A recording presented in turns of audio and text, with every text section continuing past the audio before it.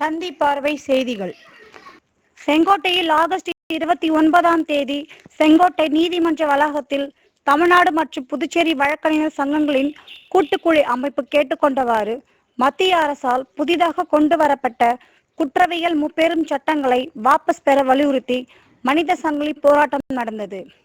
செங்கோட்டை வழக்கறிஞர் சங்கம் சார்பில் செங்கோட்டை நீதிமன்ற வளாகத்தின் முன்பு சங்க தலைவர் ஆ. வெங்கடேசன் தலைமையில் போராட்டம் நடத்தப்பட்டது. துணைத் தலைவர் எஸ். முத்துக்குமாரசாமி, சங்க செயலாளர் ஆர். அருண், மூத்த வழக்கறிஞர் எஸ். கிருஷ்ணமூர்த்தி, இணைச் செயலாளர் கார்த்திகராஜன் ஆகியோர் முன்னிலை வகித்தனர்.